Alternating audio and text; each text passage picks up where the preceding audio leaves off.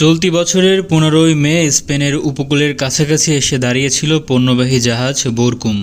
ওই সময় স্পেনের কার্তেগেনা বন্দরে জড়ো হয়েছিল অসংখ্য বিক্ষোভকারী। ফিলিস্তিনের পতাকা হাতে অবস্থান নেওয়া সেসব বিক্ষোভকারী দাবি করেছিলেন যেন জাহাজটিতে তল্লাশি চালানো হয়, কারণ তাদের আশঙ্কা জাহাজটি ইসরায়েলে অস্ত্র নিয়ে যাবে। ঠিক সেই সময় ইউরোপিয়ান পার্লামেন্টের ডানপন্থী সদস্যরা স্পেনের প্রেসিডেন্ট পেদ্রো সান্তেজের কাছে চিঠি পাঠান এবং অনুরোধ জানান জাহাজটিকে যেন বন্দরে ভিড়তে না দেওয়া হয়। স্পেনের সরকার কোনো ব্যবস্থা নেওয়ার আগেই বোরকুম নামের সেই জাহাজটি সেখান থেকে সরে যায়। তার কিছুদিন পর বোরকুম নামের জাহাজটি ছাড়াও ভারত থেকে আসা মারিয়ানা দানিকা নামের আরেকটি জাহাজকে স্পেনের বন্দরে ভিড়তে দেওয়া হয়নি।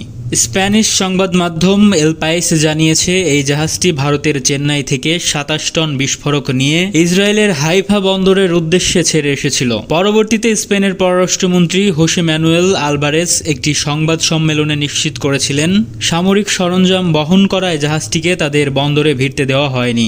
আল জাজিরা এসব তথ্য প্রকাশ করে বলেছে ভারত ও ইসরায়েলের মধ্যে বেশ ভালো সামরিক সম্পর্ক রয়েছে এবং গাজায় ইসরায়েলি বর্বরতার মধ্যেও ইসরায়েলকে চুপি মরণাস্ত্র দিয়ে যাচ্ছে নয়াদিল্লি। গত 6 জুন গাজার নুসাইরেতে জাতিসংঘের একটি আশ্রয় কেন্দ্রে বোমা হামলা চালায় ইসরায়েল। ওই হামলার পর কুদুস নিউজ নেটওয়ার্ক একটি ভিডিও প্রকাশ করে। এতে দেখা যায় একটি ক্ষেপণাস্ত্রে লেখা রয়েছে এটি ভারতের তৈরি, অর্থাৎ মেড ইন ইন্ডিয়া।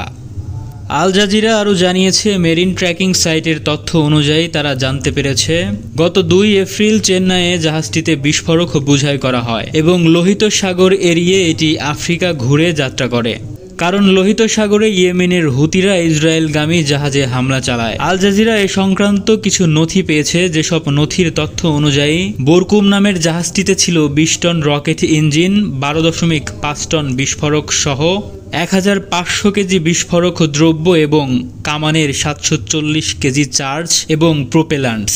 ভারতের সেই জাহাজটিতে থাকা কর্মীদের ভালো করে বলে দেওয়া হয়েছিল কোনোভাবেই যেন তারা ভারত বা ইসরায়েলের নাম প্রকাশ না করে।